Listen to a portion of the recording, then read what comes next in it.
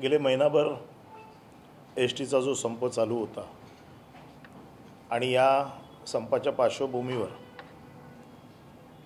गेले कित्येक दिवस वेगवेगळ्या संघटनांशी कर्मचाऱ्यांशी चर्चा करून याच्यातनं मार्ग काढण्याचा प्रयत्न केला जात होता।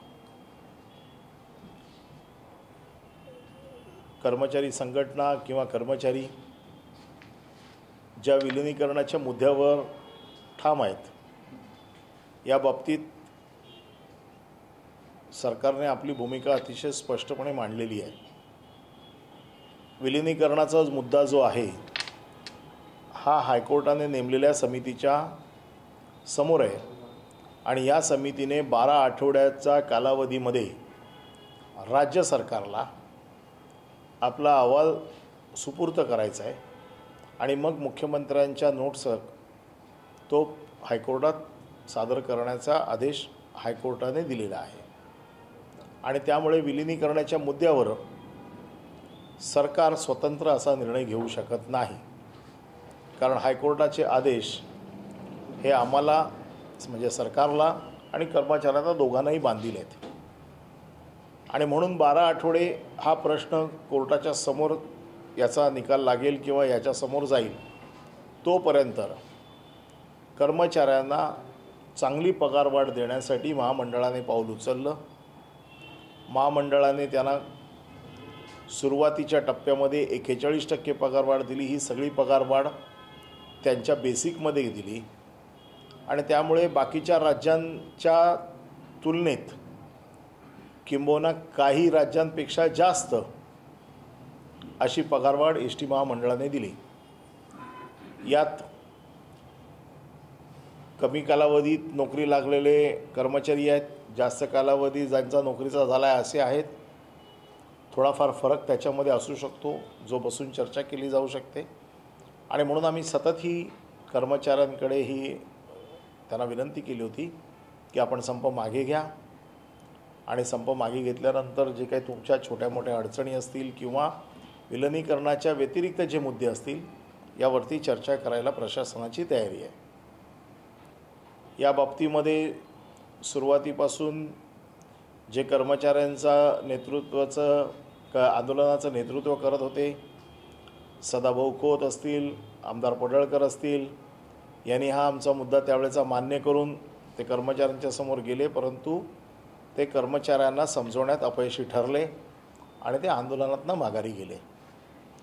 यानंतर या आंदोलनाची धुरा ॲडव्होकेट सदावर्ते, अजय गुजर यांनी घेतली, परंतु एका गोष्टीवरती ठाम असल्यामुळे दुसऱ्या कुठल्याही गोष्टींची चर्चा त्यांच्यासोबत होऊ शकली नाही।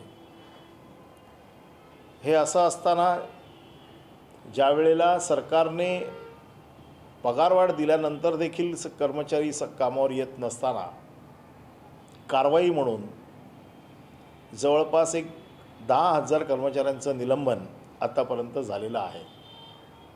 रोजंदारीवर असलेल्या कर्मचाऱ्यांची सेवा समाप्त झालेली आहे, काही कर्मचाऱ्यांच्या बदल्या झाल्या आहेत। हा प्रशासकीय भाग आहे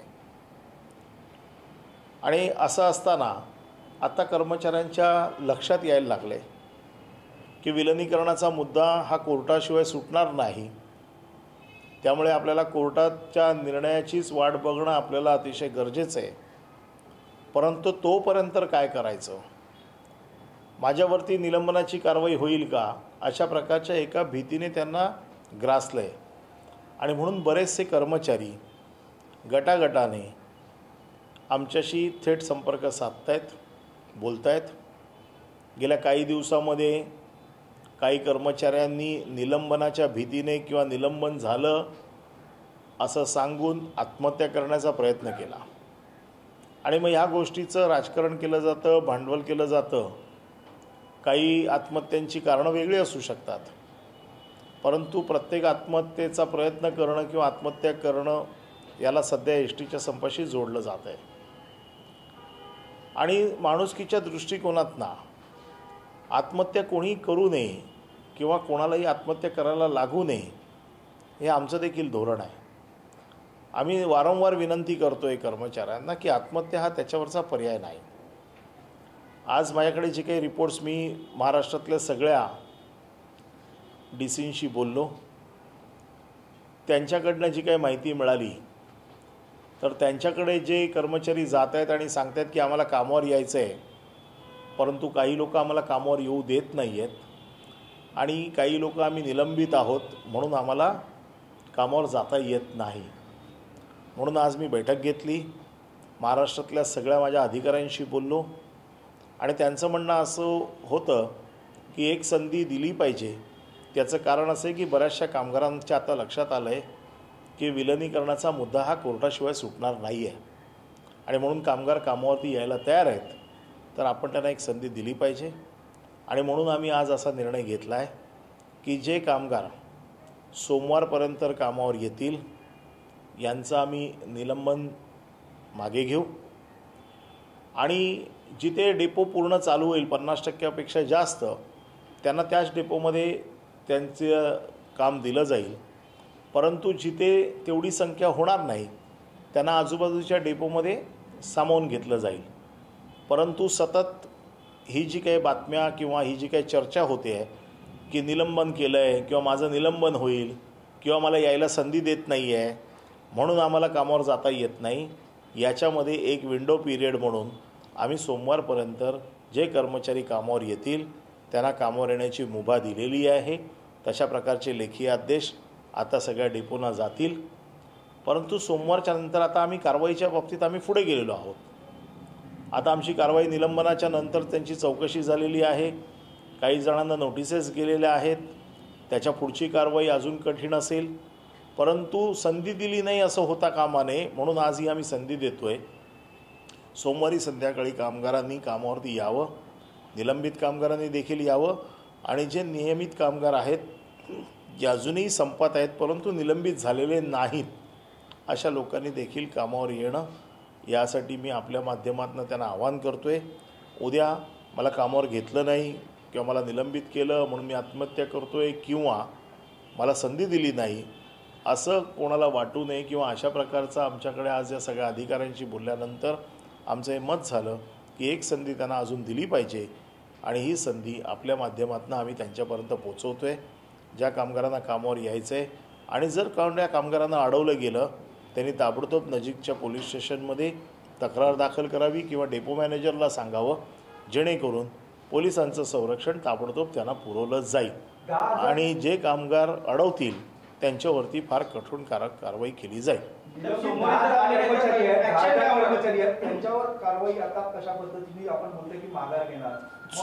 सोमवारपर्यंत जे कर्मचारी कामावर येतील त्यांचं निलंबन मागे घेतलं जाईल.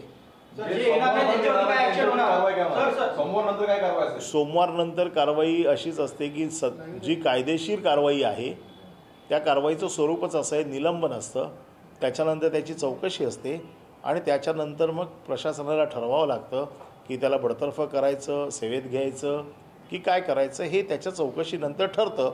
त्याची चौकशी झाल्यानंतर त्याच्यावरती कारवाई काय करायची ते प्रशासन ठरवेल.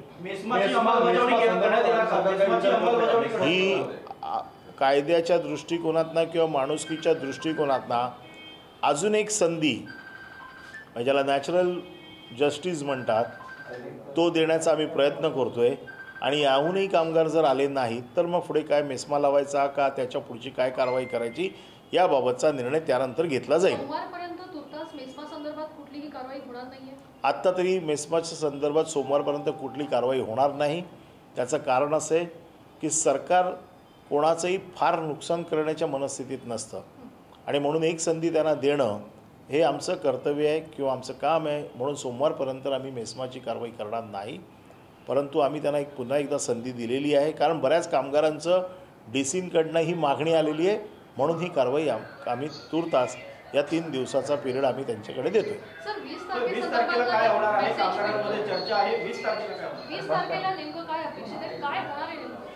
कोर्टाने 8 नोव्हेंबरला जी ऑर्डर दिलेली आहे, ह्या ऑर्डरमध्ये 12 तारखेला 12 आठवड्यांचा कालावधी हा त्या कमिटीला दिलेला आहे आणि या 12 आठवड्याचा जो कालावधी दिला आहे कोर्टाने त्यात असंही म्हटलेलं आहे की तो काय आम्ही कमी करत नाही आहोत, 20 तारखेला साधारण कमिटीने आपलं म्हणणं या बाबतीत प्राथमिक अहवाल कमिटीने सादर करावा. आपला कमिटी प्राथमिक अहवाल सादर करेल, परंतु जो काही निर्णय होईल हा 12 आठवड्याच्या नंतरच होईल. 20 तारखेला प्राथमिक अहवाल सादर केला जाईल आणि मला असं वाटतं प्राथमिक अहवाल हा प्राथमिकच असतो. अंतिम अहवालावरती सरकार कारवाई करते, त्यामुळे 12 आठवड्याच्या नंतर अंतिम अहवालावरती कारवाई होईल. 20 डिसेंबरला प्राथमिक अहवाल सादर करण्याचे आदेश कोर्टाने दिले होते, परंतु त्याचबरोबर कोर्टाने असं म्हटलं होतं की हे जे काही आम्ही सांगितलं आहे हे काय आम्ही कुठलाही पिरियड कर्टेल करत नाही आहोत, असं कोर्टाने त्या आदेशामध्ये म्हटलेलं आहे. 20 डिसेंबरला प्राथमिक अहवाल ही कमिटी सादर करेल आणि त्यानंतर 12 आठवड्याच्या नंतर अंतिम अहवाल सादर करेल. आतापर्यंत किती एसटीचं नुकसान झालं वगैरे काय आकडा आहे? आतापर्यंत साधारण 550 कोटीचा रफ आकडा एसटीचं नुकसान झालेलं आहे. सर, तुम्ही याआधी सुद्धा सगळ्यांनी जी कॉन्फरन्स घेतली होती त्यामध्ये कामगारांना आवाहन केलं होतं आणि जी 1 तारखेला तुम्ही वेतनवाढ सुद्धा जाहीर केलेली होती, त्या संदर्भात आता पुढे काय स्टँड असेल? कारण वेतनवाढ आम्ही आमचा जो शब्द दिला होता तो आम्ही पाळला. जे कामगार कामावर आले त्यांना नवीन वेतनाप्रमाणे पगार मिळाले.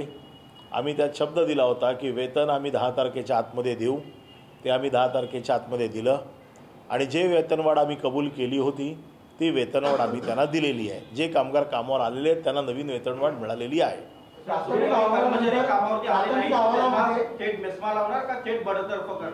नाही, त्याच्या पुढे जी कायदेशीर कारवाई असेल, मग या कारवाईची स्वरूप वेगवेगळी आहेत, ती पूर्ण कायदेशीर कारवाई कायदेशीर बाबी तपासून केल्या जातील.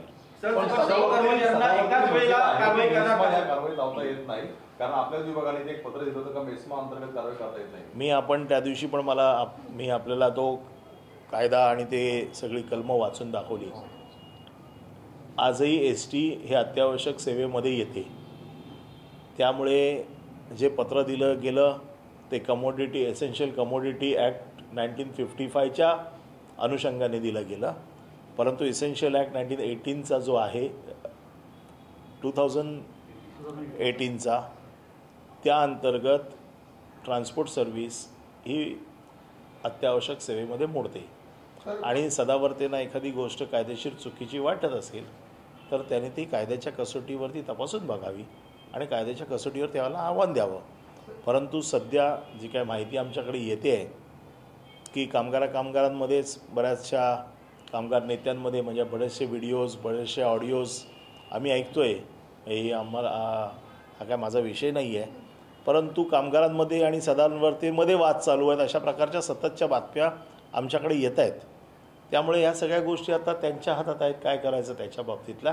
परंतु सरकार म्हणून आम्हाला एक संधी देणं हे आमचं कर्तव्य होतं, म्हणून आम्ही हे त्यांना ही संधी देतो.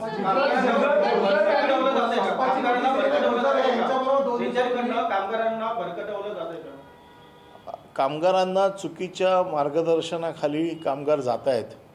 कामगारांना असं सांगितलं जातं आहे की मी तुमचं विलिनीकरण करून देईन, अशा प्रकारच्या गोष्टी आमच्या कानावर येत आहेत किंवा अशा प्रकारचे ऑडिओ व्हिडिओ आम्ही ऐकतो आहे. परंतु ज्यावेळेला हा निर्णय जर समितीच्या हातात दिलेला आहे तर या समितीच्या निर्णयामध्ये हस्तक्षेप करण्याचा अधिकार ना सदावर्तेनं आहे ना मला आहे. त्यामुळे ही कमिटीच ठरवणार आहे या विलिनीकरणाच्या बाबतीमध्ये. त्यामुळे कमिटीचा निर्णय येईपर्यंत कोणीही याच्या बाबतीमध्ये ठामपणे सांगू शकणार नाही. सर, कनिष्ठ तुमची चर्चा झाली होती आणि असंही कळतंय की ते काही प्रमाणात मान्य केलं होतं त्यांनी तुम्ही जे काही आवाहन केलं, मग पुन्हा पुढे माझी शिंकली. मी पुन्हा एकदा सांगतो, मी सर्व कर्मचाऱ्यांशी चर्चा करतो आहे.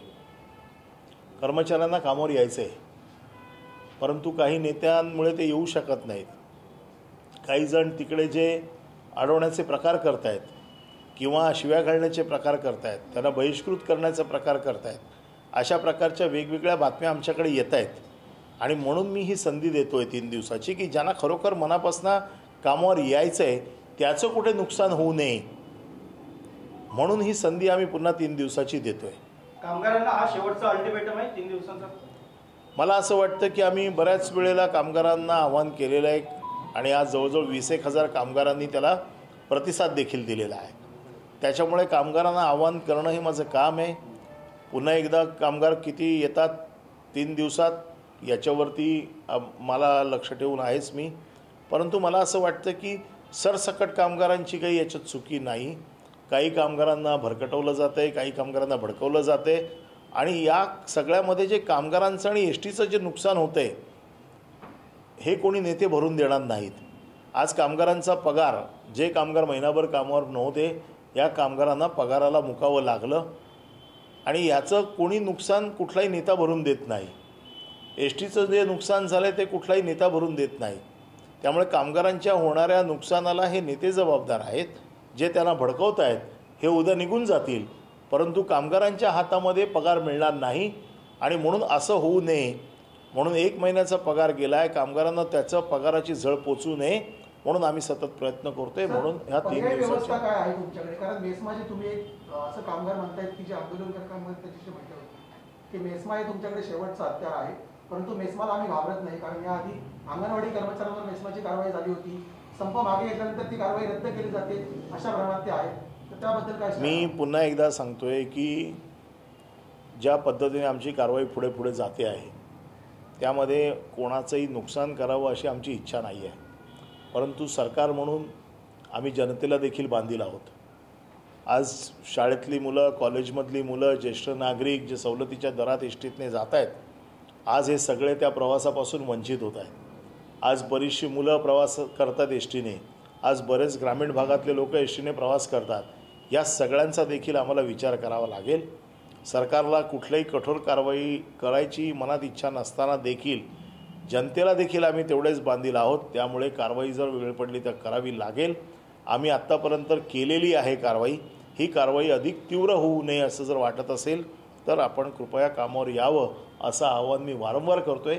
आज पुन्हा एकदा आपल्या माध्यमातून ते आवाहन करतो. कारवाईचंच आवाहन म्हणजे तुम्ही कामावर येण्यासाठी आवाहन करताना कारवाईचा इशारा देताय. पर्यायी व्यवस्था काय तुम्ही उभारली आहे का?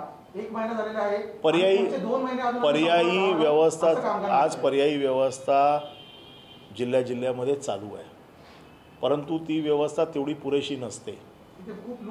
अशा वेळेला आम्ही पर्यायी व्यवस्था देखील करतोय. अधिकारी देखील त्यांच्यावर देखील कारवाई करत आहेत. बऱ्याचशा केसेस देखील होत आहेत. परंतु एस टी ही सर्वसामान्याचं वाहन आहे.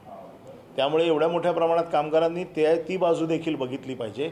उद्या जर हा ग्राहक आपल्यापासून तुटला किंवा या ग्राहकाने दुसरा पर्याय निवडला, कारण आमच्याकडे आता दररोजचे रिपोर्ट्स येत आहेत, त्याच्यामध्ये गाड्यांचा, मोटरसायकलचा सेल दिवसेदिवस वाढत चाललेला आहे.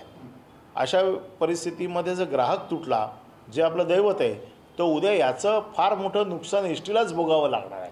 आणि एस टीला ज्यावेळेला भोगावं लागतं तेव्हा पर्यायाने कामगारांना ते भोगावं लागतं. आणि म्हणून कामगारांनी समजूतदारपणा दाखवून एस टीचा संप मागे घ्यावा. त्यांचे जे काही बाकीचे प्रश्न आहेत ज्याच्या बाबतीत मी वारंवार कर्मचाऱ्यांना सांगितलं आहे, चर्चेची दारं तुमच्यासाठी खुली आहेत. आपण त्या बाबतीमध्ये चर्चा करावी, परंतु हा संप लवकरात लवकर मागे घ्यावा. आणि म्हणून आम्ही सोमवारपर्यंतचा वेळ दिलेला आहे. तर माझी पुन्हा एकदा आपल्या माध्यमातून त्यांना विनंती आहे की आपण हा संप मागे घ्यावा आणि आपले बाकीचे जे प्रश्न असतील ते चर्चेला यावे. विलनीकरणाचा मुद्दा कोर्टातनं ज्याचा जो काय निकाल लागेल तो त्याच्या पद्धतीने केला जाईल आणि बाकीचे जे प्रश्न असतील ते सोडवण्यासाठी प्रशासन तयार आहे. धन्यवाद. गुजर यांनी पत्र दिलंय मुख्यमंत्र्यांनी आपली भेट घेतली, नेमकं त्या भेटीमध्ये काय झालं आणि गुजर काय बसले? नाही, मी हेच मुद्दे जे आपल्यासमोर सांगितले तेच मुद्दे मी त्यांना देखील सांगितले. मी त्यांना देखील या गोष्टींची त्यांना देखील हे माझे मुद्दे पटले. परंतु माझ्यासमोर हे सगळे मुद्दे मान्य करतात, परंतु कामगारांच्या समोर गेल्यानंतर आपलं नेतृत्व सिद्ध करता येतं नाही येतं हा त्यांचा प्रश्न आहे. याच्या अगोदर ज्यांनी प्रयत्न केला ते अयशस्वी ठरले. परंतु आमची भूमिका पहिल्या दिवसापासून अतिशय स्पष्ट आहे आणि शेवटपर्यंत ती तशीच राहणार. कारण विलिनीकरणाच्या मुद्द्यावरती सरकार त्रिसदस्यीय समितीच्या अहवालाच्या बाहेर जाऊ शकत नाही.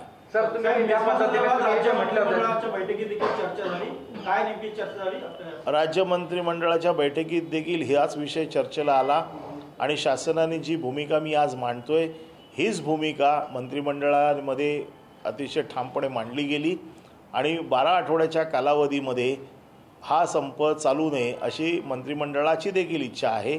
त्यामुळे मंत्रिमंडळ ह्या मुद्द्यावर मंत्रिमंडळ देखील ठाम आहे की हायकोर्टाने नेमलेल्या कमिटीच्या अहवालाच्या बाहेर आपण जाऊ शकत नाही. त्यामुळे तो अहवाल येईपर्यंत वाट बघावा आपण तोपर्यंत कामगारांना समजवण्याचा प्रयत्न करूया. कामगार समजतील असा त्यांचा देखील एक विश्वास आहे. मेस्माच्या संदर्भामध्ये लावायचा की नाही लावायचा याच्या बाबतीतले निर्णय हे त्यांनी मुख्यमंत्री, परिवहन मंत्री, उपमुख्यमंत्री यांनी बसून घ्यायचा आहे.